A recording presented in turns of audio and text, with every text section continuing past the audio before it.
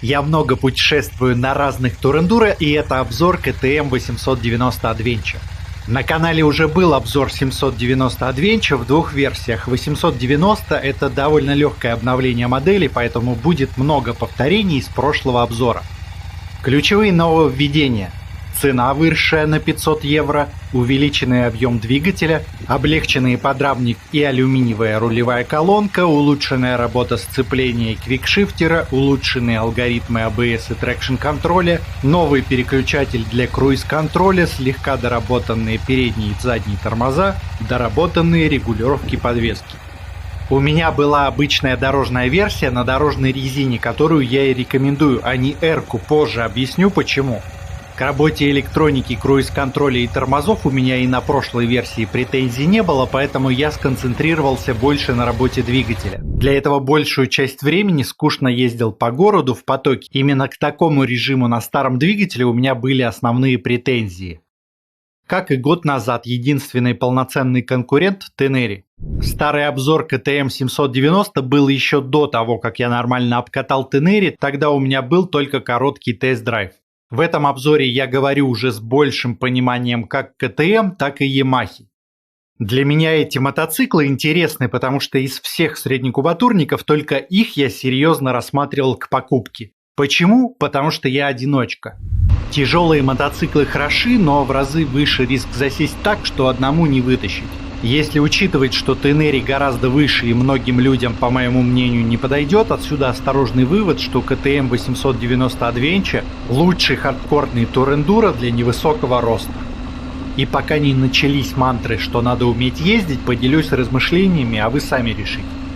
Когда речь о том, чтобы использовать высокий мотоцикл на бездорожье, да ради бога, делайте что хотите. Турендуро – это не столько про бездорожье, сколько, например, про город. Речь о Москве, где большую часть жизни проводишь в междурядье в пробках. 100 метров проехал, на пару секунд остановился, опять 100 метров проехал, остановился. Ездить по мегаполису на мотоцикле, на котором нужно на каждой остановке свешиваться, не имея возможности откатить мотоцикл назад в пробке, когда есть удобная альтернатива, мягко скажу, не оптимальный выбор. Можно так ездить? Можно. Удобно? Нет. Еще когда на мотоцикле нельзя просто встать без лишних телодвижений, это провоцирует творить дичь и объезжать пробки по встречке или обочине, лишь бы не вставать. Чем КТМ так хорош? Во-первых, он легкий для своего класса, и что его отличает от всех конкурентов – низкий центр тяжести. Уронить его сложно, можно наклонять как угодно без боязни падения, по восприятию тянет килограмм на 180. Поднимать проще простого за счет выпирающих резервуаров. Он не падает плашмя, как Tenere или Africa Twin. Это технически продвинутый мотоцикл, и облегченная прочная рама, и большие топливные баки, опущенные в ноги, и решения, взятые из класса эндуро. Стоит отметить подвеску, которая принципиально отличается от конкурентов. Если конкуренты больше нацелены на комфорт, то КТМ буквально использует подвеску, разработанную для хард-эндуро. Я такой подход не разделяю, но он уникальный. Это стоит признать, и на бездорожье мотоцикл едет великолепно. При этом, в отличие от эндуро направленных мотоциклов, у КТМ целый набор продвинутых электронных примочек. В двигателе, само собой, много изменений, но хотелось бы выделить, что увеличенный диаметр цилиндра и ход поршня. В новом двигателе на 20% больше вращающейся массы. При прочих равных это должно привести к увеличению силы вибраций. Насколько эффективно выполняют свою задачу новые балансирные валы. Увеличилась степень сжатия до нереальных 13,5 к 1. Сомнительное решение для мотоцикла, на котором ездят покорять Африку и Азию. Если для 790 был рекомендован как 95-й, так и 92-й бензин, то для 890 указывается только 95-й бензин. Это плохо, но не всегда критично, просто в места с плохим бензином нужно брать с собой присадку для топлива. Бутылочки как раз на все путешествие хватит. Судя по тестам, это эффективные средства, справляющиеся с избыточной детонацией. Не глобальная проблема, если большую часть времени мотоцикл эксплуатируется в крупных городах с нормальным бензином, но сам подход к КТМ не разделяю. Никто раньше и не жаловался на недостаток мощности. Главная претензия к 790-му – характер двигателя. Очень рваное поведение с провалами и всплесками мощности, особенно до 4000 оборотов. Мотоцикл был психованный. От обновленного двигателя я ожидал более ровной полки момента, например. Когда появились данные с Династенда, энтузиазм слегка потух, американские горки на графике никуда не делись. Была надежда, что из-за большей мощности даже в моменты провалов будет достаточно тяги и не придется накручивать двигатель в городском трафике. И были опасения, что вибраций станет больше. Итак, какие впечатления после теста? Хорошая новость в том, что вибраций больше не стало. По-прежнему есть мелкий зуд на трассе, но не сильно раздражает. Если бы это был комфортабельный турер, да, было бы заметно, но к такой подвеске пойдет и можно смело путешествовать. Плохая новость. Двигатель остался дерганым, ровно те же эмоции, как от 790-го. Если между собой сравнивать 790 и 890, возможно, какую-то разницу и можно найти, но если смотреть с точки зрения нормальных тур-эндуро с ровной тягой, ничего не изменилось. Если не опускаться ниже 4-4,5 тысяч оборотов, тяга более-менее ровная и всегда можно крутнуть ручку и получить взрывную динамику как раз где-то с 5000 оборотов. На трассах, когда всегда сохраняется какая-то скорость, хорошо, и после 150 км в час все еще подрывает. У конкурентов такого нет, не считая 900-х и литровых. Но в городе, когда приходится останавливаться или сильно замедляться, двигатель непредсказуемо дергается. При разгоне сначала ничего не происходит и мотоцикл не едет. Еще докручиваешь ручку, потом резкий пинок под зад, прикрываешь ручку, а там неожиданно тяга падает. Опять крутишь ручку, в общем, получить ровное стабильное ускорение не получается. На бездорожье зависит от условий. Если держать постоянную скорость, опять же нормально. Резюме по двигателю. Для путешествий, особенно если любите скорость, очень хорош. Для города так себе. Не увидел причины, зачем нужно было обновление, по 790-му не было жалоб, что мощности не хватает. Нам поможет традиционная рубрика высосанных из пальца теорий. Первый фактор очевидный. У 850 ГС 853 кубических сантиметра, а у КТМ теперь 889. Второй фактор поглубже. Генеральный директор КТМ в январе давал интервью итальянскому изданию InMoto, где рассказывал о планах на 2022 год. Я оставлю ссылку в описании. Что интересно, в Индии в 2022 году планируют собирать новую модель 490, которая либо будет заменой 390, либо чем-то средним, как конкурент Honda CB500X. Звучит, кстати, очень перспективно. Двигатель 790 отдан под производство в Китае на CF Moto и будет называться 750 Duke и 750 Adventure. Как я это вижу, в следующем году будет KTM 750 Adventure, бюджетная модель, которая будет конкурировать с BMW 750 GS, а KTM 890 Adventure будет конкурировать с BMW 850 GS в премиум сегменте. Увеличение кубатуры понадобилось только для одной задачи – развести мотоциклы в разные ниши. Скорее всего, ради большего разведения классов на 750-ку поставят подвески поменьше. Первый минус, который мы получили от увеличения двигателя – повышенный расход топлива. Если на 790-м заявлялся расход 4,2 литра на 100 км и с баком в 20 литров это был один из самых долгоиграющих мотоциклов в классе, то для 890-го заявляется расход 4,5 литра на 100 км. Минус именно в уменьшении дальности хода. Второй минус – увеличение веса мотоцикла, что критически важно для такого класса. Некоторые меняют глушитель, отрезают кончики хомутов и отклеивают наклейки, чтобы занизить вес, а тут такой подарок. С весом вообще путаница. КТМ никогда не указывает мокрого веса, как Путин не называет фамилию Навального. Сухой вес 790-го – 189 кг. Сухой вес 890-го – 196 кг. Разница в 7 кг.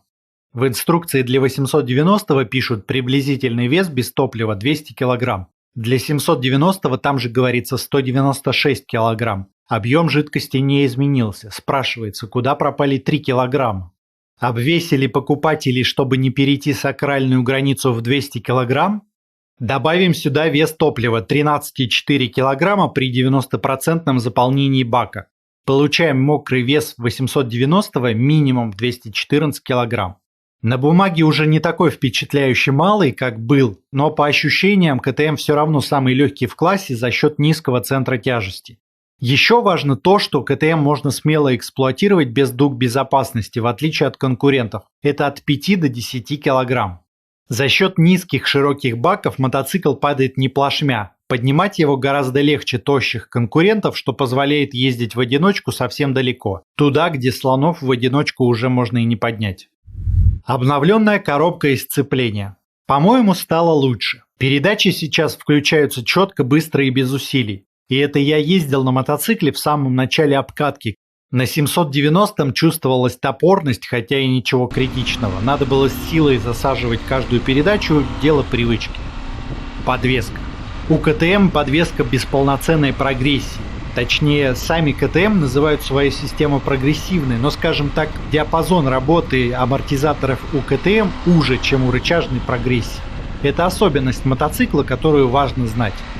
Подвеска себя хорошо чувствует на бездорожье, причем оптимально именно на камнях и высокой скорости. На асфальте подвеска жестковата. В дорожной версии терпимо, поэтому только ее я и рекомендую. Тем не менее, в стыке и неровности дороги чувствуется задом и руками на всех версиях. Вилка пропагандирует такой же внедорожный подход. Я даже в обзорах кроссоверов часто говорю, что вилка клюет, но про КТМ так сказать не могу, несмотря на вилку с ходом 200 мм без регулировок. Сама по себе вилка жестковата, она и не клюет на дороге, даже с пассажиром. Про многих конкурентов говорят: у меня же тур-эндуро, я не замечаю лежачих полицейских. КТМ не то что неровности не заметит, а еще пинка поддаст. В рамках терминологии подвесок хорошо работает на высокой скорости с резкими ударами, на переездах через большие камни, при перепрыгивании и так далее. И слишком жестко работает на низкой скорости подвески. Небольшие стыки и неровности на асфальте, щебенка и так далее. Ходы подвесок у стандартной версии 200 мм. На 890-м та же самая вилка VP Apex 3043 с одинаковым партномером, что и у 790-го. Амортизатор у 890-го имеет другой артикул VP Apex 5446. Судя по всему, он принципиально ничем, кроме регулировки, от старого не отличается. На новой версии пружина на 6% короче, но это, по идее, только слегка уменьшает диапазон регулировок преднатяга. Самое главное нововведение в базовой версии: теперь для настройки преднатяга амортизатора можно пользоваться удобным регулятором. Для настройки старой версии нужно было доставать ключ. Теперь о том, почему я по-прежнему не рекомендую версию R. По цифрам эта версия выглядит привлекательной. Значительно больше ходы подвесок по 240 мм, впечатляющий дорожный просвет 263 мм. Но проблема в том, что подвески в версии R дико некомфортные даже по сравнению с базовой версией. Амортизатор еще туда-сюда, вилка же явно не подходит для езды по асфальту из-за своей конструкции и диаметра ломов 48 мм. У вилки еще больше сдвинут диапазон работы в сторону жестких неровностей. Это в прямом смысле вилка для хард-эндуро. Она не работает в условиях трассы и небольших неровностей. Все мельчайшие стыки на дороге отдают в руль. Эта вилка предназначена только для езды в жестком раллийном режиме по бездорожью. Вилка перешла с 790 без изменений, поэтому тестировать эту версию отдельно никакого желания нет. Для путешествий базовая версия перекрывает все потребности, а на R-ке далеко ехать не хочется, да и по городу ехать неприятно. Чисто для бездорожных поездок R-ка проигрывает легким эндуро и дуалспортам, в которых недостатка точно нет. Чисто гипотетически, чтобы ездить на мотоцикле на работу, а на выходных на кроссовую трассу, расположенную за 100 км, да, но перекидывать каждый раз колеса – такое себе удовольствие, проще купить недорогой эндуро и простой дорожник. Возможно, я какие-то сценарии эксплуатации упускаю, потому что сам не эндурист. Одно могу сказать точно: ни в коем случае не берите R-ку, если планируете мотоцикл именно для больших путешествий, в комфорте очень сильно потеряете. У КТМ полноценные диски на 21 и 18 дюймов. Это стандартный диаметр для эндуро, из всех тур-эндуро такие размеры только у Tenere, Africa Twin, а также КТМ 1290, Adventure R. У всех этих мотоциклов увеличенная ширина самих ободов, поэтому далеко не любая эндурная резина встанет, но выбор злой резины все равно отличный. На КТМ диски бескамерные. Не совсем честная бескамерка, внутри просто проклеена лента в месте крепления спиц. Эту ленту надо раз в 5 лет менять. Такую же ленту можно наклеить и на другие диски, поэтому какого-то особого преимущества нет. Все равно стоковую резину большинство покупателей таких мотоциклов меняют. К слову, на новой версии 1290 КТМ отказалась от системы с лентой. Справедливо то, что сами диски у КТМ имеют хамп и изначально подходят для бескамерной резины. Обычные диски не рекомендованы, хотя опыт показывает, что ничего страшного не происходит. Однако тут же есть нюанс, что тот же Teneri имеет хамп на заднем диске и прекрасно подходит под бескамерную резину. А с передним колесом можно и не заморачиваться, его проколоть крайне тяжело, более вероятно погнуть диск и камера будет актуальнее. Я, например, за все время ни разу не прокалывал переднее колесо ни на автомобилях, ни на мотоциклах, ни на велосипедах, а заднее колесо колю раз в пару лет. Небольшой ликбез, почему так происходит. Переднее колесо прокатывается по гвоздику, из-за чего он на секунду поднимается. На еще не успевший упасть гвоздь напрыгивает заднее колесо, поэтому 99% проколов заднего колеса это перпендикулярно вошедший ровно посередине шины гвоздь. Важная особенность, характеризующая поведение КТМ – очень короткая база для своего класса. Есть кроссоверы короче, но если учитывать размер колес и длину подвесок, получается на уровне с большими эндуро. Мотоцикл юркий, игривый. Чтобы не было воблинга, на трассе стоит демпфер руля. Кстати, на трассе 890 вполне хорош с поправкой на класс и жесткую подвеску. Хорошая ветрозащита, его не колбасит от фуры ветра, что можно ожидать от легкого мотоцикла. С высокой скоростью ехать комфортно. Также он неплохо подходит для езды по серпантинам из-за базы и зажатой подвески. Конкуренты с 21-м колесом управляются на серпантинах хуже. На тестовом полигоне я держал стандартную скорость около 40 км в час, и заднее колесо подскакивало постоянно на безобидных неровностях. Этот нюанс принципиально отличает мотоцикл от конкурентов. Teneri 850 GS или Africa Twin по поведению более солидные и прямолинейные. Несмотря на свою компактность, пассажиру на КТМ вполне хватает места и нет проблем с грузоподъемностью.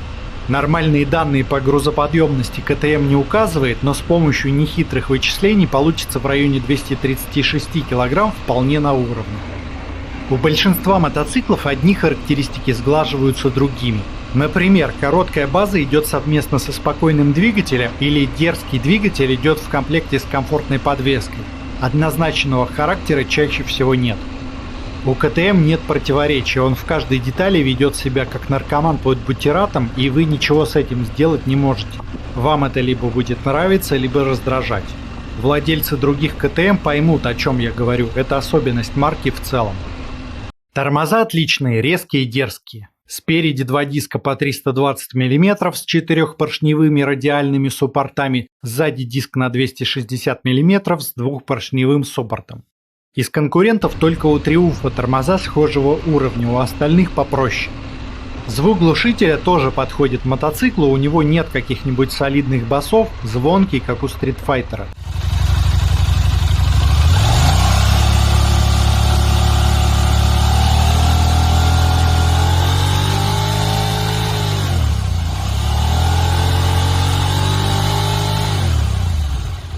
Мотоцикл оптимально подходит для людей где-то от 167 до 182 см плюс-минус пара сантиметров.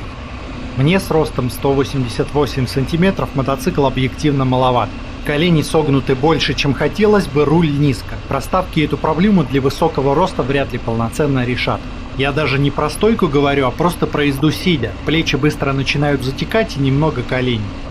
Не могу сказать, что совсем нельзя этот мотоцикл покупать высоким людям, но надо тюнингом подгонять под приемлемый комфорт, да и уровня эргономики Africa Twin или Teneri не будет.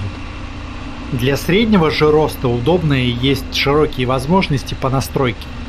Главная фишка – руль можно установить в разных отверстиях на траверсе в диапазоне 3 см на себя или от себя.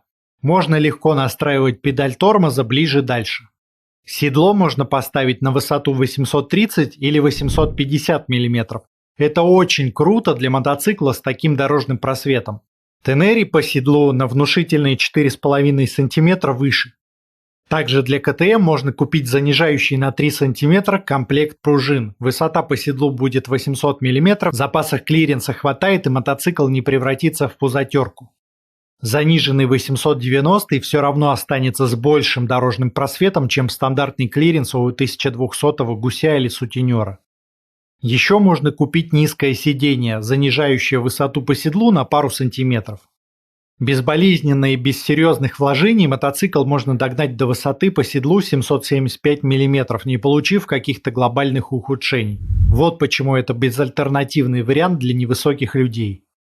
Седло на 890 жесткое, первым делом под замену либо под переделку гелем. Стекло по-прежнему регулируется винтом. На кроссоверах я не вижу никакого смысла в регулировках, один раз выбрал положение под себя и катаешься. Здесь регулировок не хватает, потому что на бездорожье стекло только мешает. Останавливаться и ковыряться отверткой никто не будет. Стандартное стекло в целом для своего класса неплохое и, возможно, для среднего роста даже менять не придется. В версии R ставится огрызочек. Существует большой выбор ветровых стекол от сторонних производителей, но здесь обратите внимание на важный нюанс. У КТМ больше угол наклона стекла, поэтому те же самые модели ветровиков на других мотоциклах работают эффективнее. Под левым и правым боковым пластиком на хвосте есть длинные ниши для хранения инструмента, отличное решение, которого не хватает на других мотоциклах. Есть розетка на 12 вольт. Пульты лаконичные, на правом вообще ровно одна объединенная качелька с килл-свитчем и стартером. Места полно, но нет даже аварийки. Настройка режима езды, подогрева рук или трекшн-контроля находится в меню, поэтому некоторыми функциями на ходу пользоваться не совсем удобно. Производителю так удобнее, потому что не нужно тянуть лишние провода, ставить разные кнопки в разных комплектациях, и дилерам проще активировать новые опции.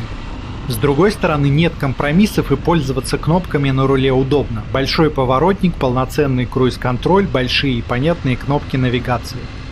И здесь есть гениальные решения. Пока экран меню закрыт, кнопки вверх и вниз могут использоваться для выбранных вами функций. Из полезного на эти кнопки можно посадить настройку ABS, трекшн-контроля и подогрева ручек. Есть возможность менять режимы езды, но отдельные кнопки не нужно, потому что при открытии меню всегда по умолчанию выбран пункт настройки режимов езды, что вполне удобно. По умолчанию доступны режимы Street, Rain и Off-Road. Можно подключить пакет ралли, тогда будет доступен одноименный режим с возможностью индивидуальной настройки отклика ручки газа, уровня трекшн-контроля, отключением антивилли. Что мне кажется спорным? Когда включаешь режим эндуро, ABS не переключается в бездорожный режим, то есть не отключается ABS на заднем колесе. Если это нужно, придется отдельно лезть в настройку ABS, поэтому верхнюю настраиваемую кнопку всегда придется выделять под ABS. При езде с постоянным совмещением дорог и грунтовок никто не будет туда-сюда по настройкам бегать, ограничившись одним режимом. Для класса хардкорных тур-эндуро КТМ выделяется огромным количеством опций. Так, у КТМ есть в опциях круиз-контроль, квикшифтер, контроль за давлением в шинах, подогрев ручек, подогрев сидения водителя и пассажиров, Bluetooth для телефона и вывода подсказок навигатора, угловая ABS, продвинутый трекшн-контроль, светодиоды и ходовые огни. Цветной TFT-экран тот же, что на 790. Удобный. Из интересного, можно настроить отображаемые параметры по своему усмотрению. Можно одновременно видеть до 8 разных показателей, включая экзотику, типа даты, показания аккумулятора или заряда подключенного телефона. При этом температура и время отдельно отображаются. Единственная проблема в том, что либо отображаются дополнительные параметры, либо подсказки навигатора. В этом обзоре остановлюсь на навигации от КТМ. Это актуально для всех больших моделей марки и не менее увлекательно, чем приключения навигаторов BMW из прошлого ролика. Подключиться к Bluetooth у меня так и не удалось. Мотоцикл телефон полюбил, но взаимности не случилось, потому что сам телефон не увидел мотоцикл. Правда, канал был засорен и рядом штук 8 разных Bluetooth устройств отображалось, да и это в данном случае не важно. Давайте ограничимся парой комментариев с советом сменить гейфон на Xiaomi и пойдем дальше. Я видел, как отображаются подсказки навигатора на КТМ. Вместо дополнительных сведений слева будет информация, когда и куда поворачивать. В отличие от BMW, расстояние до следующего маневра отображается всегда, а не появляется за пару минут. Работать с навигацией КТМ можно и без подключения к мотоциклу, поэтому я пару дней катался с навигатором по делам. Забавно, что приложение платное, 749 рубликов в App Store. Вдумайтесь в уровень жлобства, зажать 8 евро для покупателей мотоциклов за 13 тысяч. В русском App Store 5 оценок и рейтинг 3,6. В американском App Store 86 оценок с рейтингом 1,7 из 5. В принципе, я мог бы дальше ничего не рассказывать. Сколько КТМ зарабатывает на приложении? 1000 евро в месяц? Стоило ради этого опускать репутацию? Сразу милая деталь. На карте ярко отмечены все дилеры КТМ, поддерживая стереотип о владельцах мотоциклов марки, которые в сервис ездят как на работу. Пытаюсь построить маршрут и сразу же вижу проблему. У меня возле дома односторонняя улица, и навигатор предлагает ехать против шерсти. Твой КТМ, твои правила. Ну, оступился разок, с кем не бывает. Дома предварительно поигрался с навигацией, вроде нормально, поехали. Ставлю телефон в крепление и вижу нюанс. Я бы никогда не догадался, что так можно ложануть. Приложение работает только в вертикальном режиме, а у меня телефон ставится горизонтально, чтобы не закрывал спидометр. Самое удобное положение телефона на мотоцикле наверху над приборной панелью, но у 890 стекло с сильным наклоном, поэтому в большинстве случаев можно поставить телефон сверху только горизонтально, либо колхозить удлинитель. По моему личному мнению, ездить чисто по подсказкам без карты можно только на картинках из билетов ПДД. В реальной жизни на кольцах не только по 4 выезда, а перекрестки состоят не только из параллельных прямых. Нет-нет, да нужно поглядывать на карту. Я уже не говорю про неасфальтированные дороги, где каждая колея от джипа может оказаться улицей. На КТМ навигация курильщика, но лучше, чем у BMW. Например, когда задаешь точку, показывает выбор из нескольких вариантов маршрутов, уже шаг вперед. Алгоритмы маршрутов действительно неплохие. От дома до дилера КТМ 2 из 3 маршрутов точно соответствовали Гуглу, кроме участка с односторонней дорогой. Но во время движения нельзя изменить маршрут или хотя бы видеть альтернативные варианты, как у современных навигаторов. В режиме следования нельзя крутить карту. Побродить по карте и разглядывать, что есть рядом, полноценно нельзя. Как только убираешь палец с экрана, тебя сразу же начинает зачем-то притягивать к текущей геолокации без задержки. Даже когда свайпишь карту, если листать медленно, а не со скоростью фаната КТМ, будет притягивать к текущему положению. Обычно навигаторы начинают притягивать только секунд через 30 и часто дают возможность настроить этот параметр. Еще не хватает детализации карты. Дома не отображаются, только числа с отображением точек интереса тоже проблема. Вроде что-то частично отображается, но без выделения доминирующих объектов и без возможности убрать ненужное. Хороший навигатор, если собираетесь похудеть. Вводишь ресторан, кафе или еда, показывает список названий, но невозможно отобразить все найденные точки на карте, чтобы самую удобную выбрать или просто по карте поерзать, посмотреть, что рядом находится. Это полезно, если какие-нибудь достопримечательности рядом ищешь или торговый центр. Или, например, если ты в незнакомом месте хочешь привычный фастфуд, но без конкретики. Хорошо бы увидеть, где по пути сетевые забегаловки. Рядом отдельно стоящий Макдональдс знает, где находится, если в поиске вбивать название, а на карте никакого упоминания. С заправками есть нюансы. Вроде как пытается в сложные алгоритмы, но работает криво. Например, когда построил маршрут через магистрали и искал промежуточную точку с заправкой, он выдал крюк километров на 10, хотя там ровно по пути стоит. Ладно, если просто искать заправку рядом, первый вариант действительно другой, самый близкий показывает тот же, что на BMW. Другой маршрут составил через город и искал промежуточную точку. Первый вариант предложил действительно по дороге, только на другой стороне, из-за чего нужно делать крюк на километр. Сама точка заправки на карте стоит неправильно посередине дороги, поэтому навигатор не знает, на какой она стороне. При этом ровно напротив по движению есть другая заправка, и навигатор ее видит, но она идет вторым номером. Как и с ресторанами, не хватает возможности отобразить все найденные заправки на карте, но в целом реализация гораздо лучше, чем у BMW, и хоть не сразу, но удобный вариант найти можно. Помимо нормальных подсказок на экране мотоцикла, включая расстояние до следующего маневра, также показывает необходимую информацию на телефоне, а не как на BMW голую карту. Точек знает ощутимо больше, чем BMW. Leroy Merlin нашел, Decathlon тоже. Нужен был салон Harley Davidson, знает только в другом городе. Дилера Yamaha тоже не знает. Улицу до мусорного полигона на карте видит и даже строит маршрут, но с небольшими танцами. По умолчанию навигатор избегает грунтовых дорог, и если пытаться построить маршрут, пишет, что не может этого сделать. Потом я догадался отключить избегание грунтовок, и вуаля, маршрут построен.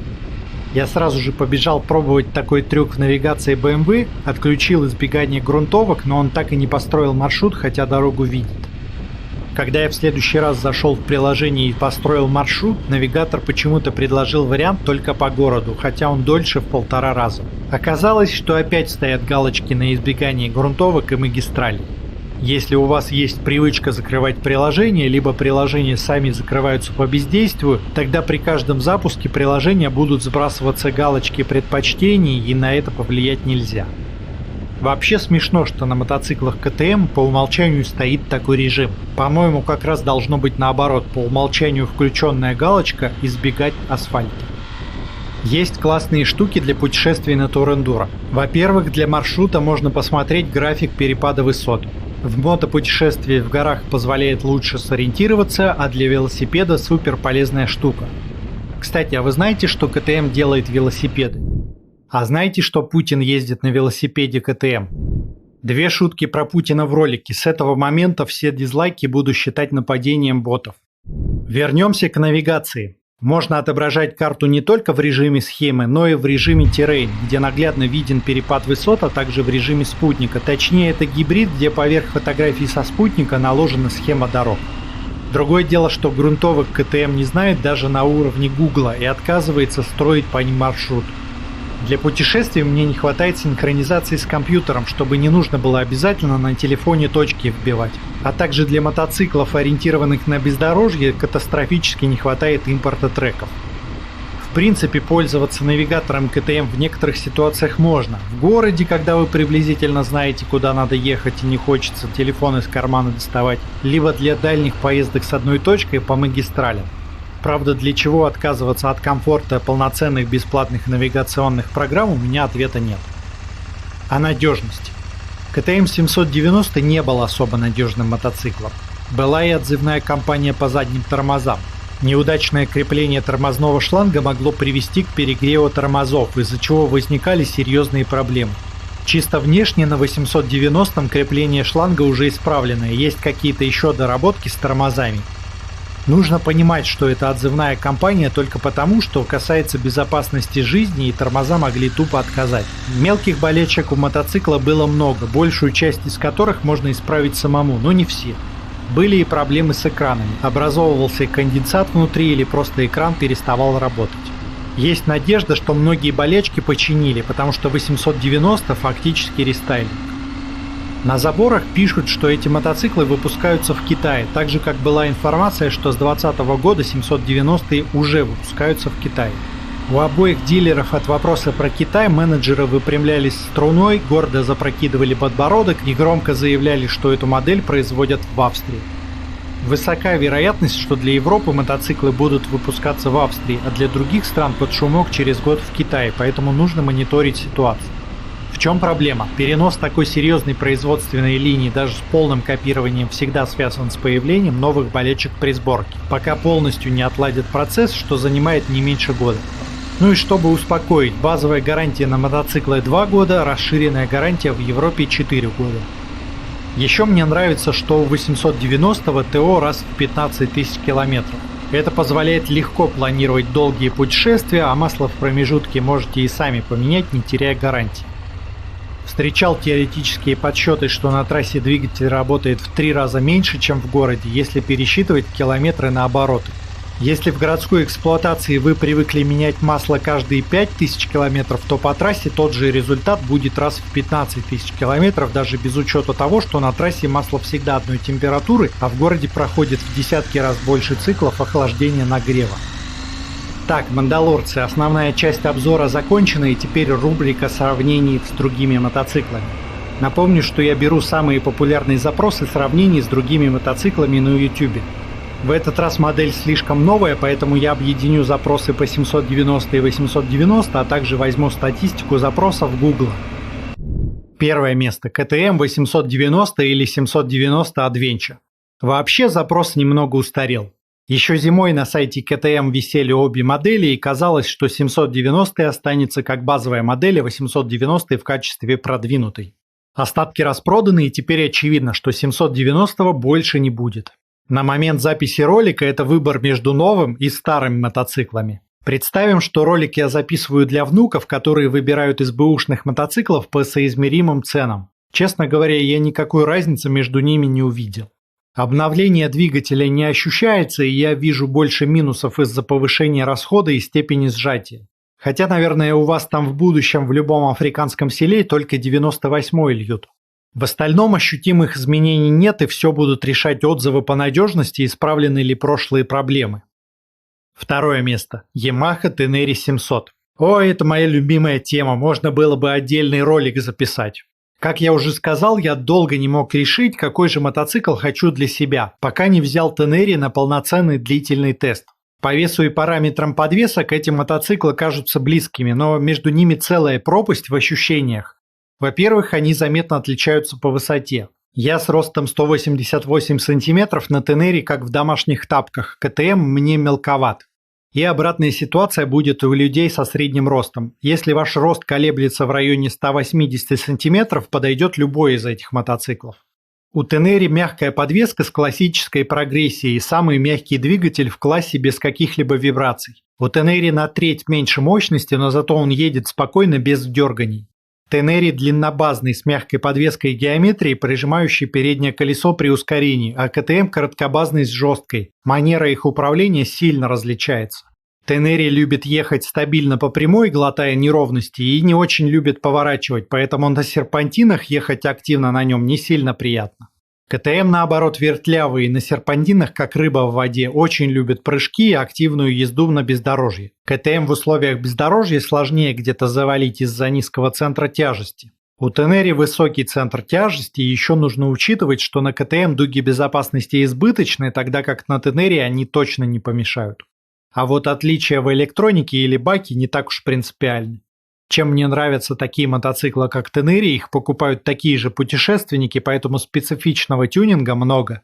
У Tenere маленький бак на 16 литров, что является одним из главных минусов модели. Но сейчас это уже не настолько актуально. Например, ребята из Safari Tanks со дня на день обещают продавать увеличенный бак где-то на 25 литров. Также есть вариант Camel Tank с дополнительным резервуаром под хвостом.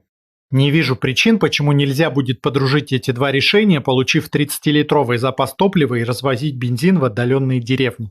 Из дополнительной электроники лично мне интересен только круиз-контроль, и на Tenere при желании его можно установить от MC Cruise. Так как Tenere значительно дешевле КТМ, то с любым тюнингом все равно окажется дешевле, чем КТМ. Еще и на полный тюнинг подвески деньги останутся. И напомню, что Tenere супер надежный, что имеет значение. Третье место. BMW 850 GS.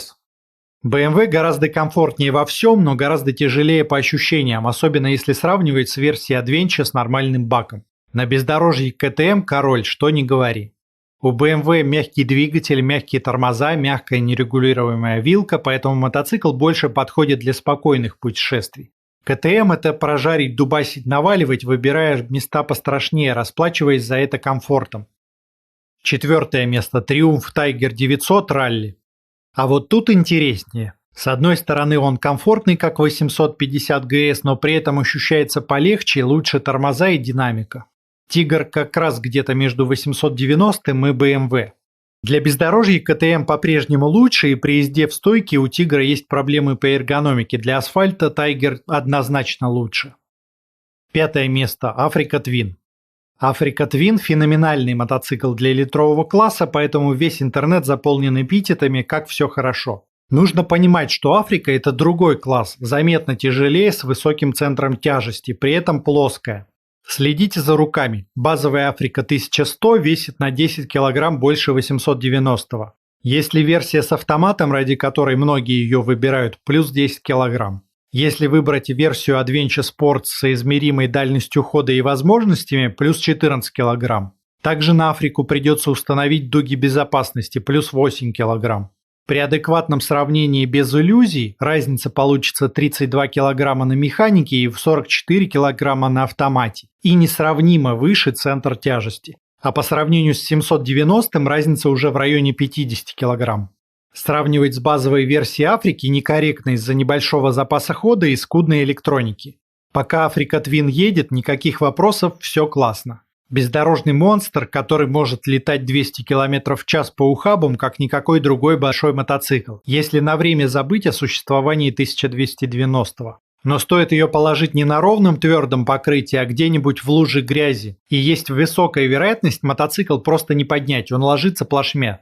При попытках поднять ноги утапливаются или скользят по грязи и все. КТМ в такой ситуации поднял и поехал, а вокруг Африки начинаются танцы с подкладыванием веток, изготовлением рычага и проверкой топ-10 способов подъема мотоцикла. Если путешествовать в компании, хороший мотоцикл, но для одиночек на грани. Теперь к другим особенностям.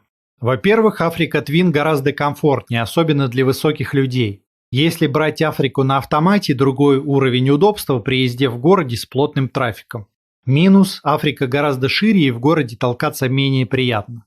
Плюс Африки – мотоцикл нормально переваривает плохой бензин без всяких присадок и в целом надежный. У Африки желейная подвеска даже в полуактивной версии и та же история, как с Тенери. Активно ездить по серпантинам не так уж и здорово. Опять покажется, что я ругал Африку, хотя мне модель вообще-то нравится, просто сравнивать ее надо с большими мотоциклами, а не лезть к среднекубатурникам. Шестое место. КТМ 390 Adventure. Я знаю, 390 кажется очень привлекательным. Фантастически малый вес и приличный дорожный просвет. Да, подвески попроще, но так ли это нужно? Зато цена какая привлекательная, а расход топлива? На 390 Adventure я пока не ездил, просто хочу это сделать в рамках всего класса маленьких туристов. Но, во-первых, я в Индии катался на 390-м Дюке, кстати, переделанном в эндуро, поэтому возможности моторчика представляю. Во-вторых, я посидел на мотоцикле в салоне, и этого оказалось достаточным для понимания, что людям хотя бы с ростом 175 сантиметров на нем в дальниках будет некомфортно. Я буквально локтями в колени упираюсь. С ужасом жду, когда придется его на тест брать. Для наглядности я помечу красным основные точки у 890, а зеленым у 390. Особой точности измерений там нет, просто суть покажу. При том, что высота по седлу у 390 выше, чем у 890 в самом высоком положении, руль у мелкого слишком низко и подножки задраны. С этим вообще ничего не сделать, и он никогда не будет особо удобным. Этот мотоцикл разрабатывался отнюдь не для европейского рынка, а для азиатского с большой надеждой на внутренний индийский рынок. Если что, все мелкие модели КТМ делаются в Индии. Индия, по некоторым сведениям, крупнейший рынок мотоциклов в мире, если убрать скутеры и мопеды. В Китае больше потребляют скутеров, в Индии любят именно мотоциклы, поэтому похоже на правду. КТМ в месяц в одной Индии продает где-то 6-7 тысяч мотоциклов до 400 кубиков и 3000 во всем остальном мире. Так вот, по не слишком старым данным, средний рост мужчин в России 178 см, а в Индии 165 см. Вот вам и ответ, на какой рост рассчитывали. Теперь про двигатель. Опять же, в Индии 390 кубиков более чем достаточно, потому что на трассах там скорость в районе 60-80 км в час. На российских скоростях потока 110-130 двигатель надрывается, колотит вибрации и все прочее. Кратковременно стрельнуть можно, но не часами ехать. Еще будет проблема с ветрозащитой. Стекла можно поставить практически любые, но нюанс в том, что точки крепления заметно ниже, чем на том же 890. Седьмое место. КТМ 690. КТМ 690 относят в раздел мотоциклов для путешествий, и есть соблазн, понимаю. Сюда же отнесу Хаску 701 LR, которая та же по сути, но сразу с увеличенным топливным баком. У 690 бак на 13 литров, чего маловато, расход-то низкий, никто не обещает. Вообще такие мотоциклы наверняка выбирают в двух случаях. В первом случае, кто хочет пересесть с эндуро. В чем прелесть? Во-первых, можно нормально ехать хотя бы 110 км в час с умеренными вибрациями относительно мелких эндуро. Во-вторых, чуть поудобнее седло, чуть побольше бак. И еще важно, что мотоциклы такого класса не требуют частого обслуживания, ТО раз в 10 тысяч километров, как на нормальной дорожной технике. Окей, такие люди и без меня разберутся. А есть и второй случай. О, вроде тур-эндуро с весом 160 кг и зашибенными подвесками, надо брать. Вес – это король на бездорожье, поэтому стремления логичны. Кто, глядя на этот мотоцикл, видит тур-эндуро, скорее всего, никогда не ездил по трассе на эндуро и не представляет мучения. У мотоцикла двигатель – гигантская одностволка, что автоматически означает сильные вибрации и специфическую динамику. Но это наименьшая из проблем.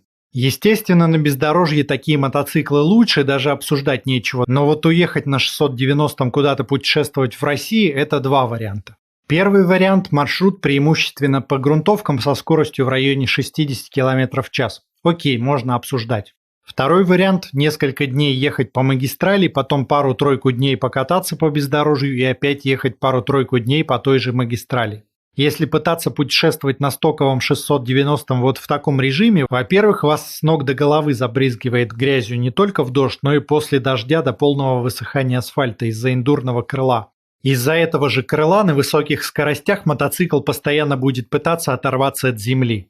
Колбасит от ветра и фур на трассе, зеркала дрожат, отрывает голову из-за отсутствующей ветрозащиты, из-за чего на второй-третий день начинает болеть шея от постоянного напряжения. Холодно, визор загажен, запаса хода маловато, тормозит плохо, седло как будто сидишь на рельсе и уже через час начинаешь ерзать от дискомфорта. Такие мотоциклы требуют серьезной кастомизации под дальнобой, установку большого бака либо канистр, раллийную морду с нормальным стеклом, попыток улучшить седло, спойлер особо не поможет из-за ширины, багажную систему, возможно укрепление подрамника и замену пружины амортизатора. И комфортная скорость все равно останется в районе 100-110 км в час. Короче, это принципиально разные мотоциклы, 890 позволяет получать удовольствие и от асфальта с высокими скоростями, и в городе. Если бы все было так просто, все бы и ездили на эндуро. Я уважаю людей, кто умудряется путешествовать на мотоциклах типа 690, но это уже на грани экстрима с узкой специализацией на бездорожье. 8 место. КТМ 1290 Super Adventure. По сути, все то же самое, что я говорил про Африку, только подвески уже без желе, а про надежность и степень сжатия не актуально. И добавьте щепотку шизы. Есть такая категория особенных отмороженных мотоциклов типа VMAX. КТМ 1290, особенно в версии R из той же серии. Бешеный монстр с мощностью 160 лошадиных сил на эндурных колесах 21 и 18 дюймов. Уже звучит страшно. До появления мультистрады V4 это был самый мощный тур-эндуро. Почти такая же рваная динамика, как у 890, только крутящий момент в 1,5 раза больше. Полностью создан из противоречий и нормально не вписывается ни в один класс. Такое надо просто любить. 9 место. BMW 750 GS. Уже говорил об этом в обзоре про семерку, принципиально разные мотоциклы. 750 это упрощенная версия восьмерки без полноценных внедорожных возможностей. Просто спокойный универсальный кроссовер без КТМной безбашенности.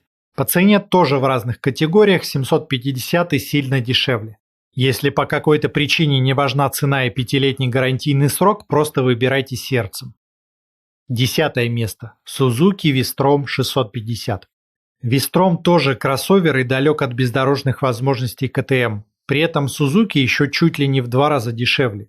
Очень дружелюбный и один из лучших вариантов для новичков или кто просто хочет ездить, не напрягаясь. Приятный ровный двигатель без спортивности, приятная мягкая подвеска, нормальное седло мозг не делает. В городе ездить точно приятнее. На мой взгляд, 890 имеет смысл покупать только после того, как стало не хватать возможностей обычных тур-эндуро, либо за плечами эндурный опыт и заранее очевидно, что на обычном кроссовере будет скучно. Такой мотоцикл неразумно просто на асфальте использовать. Это примерно как купить себе самую дорогую лейку с телевиком и щелкать на нее селфи. Дальше точно будет большое сравнение всех среднекубатурных тур-эндуро. Подписывайтесь, чтобы не пропустить, и не переключайтесь.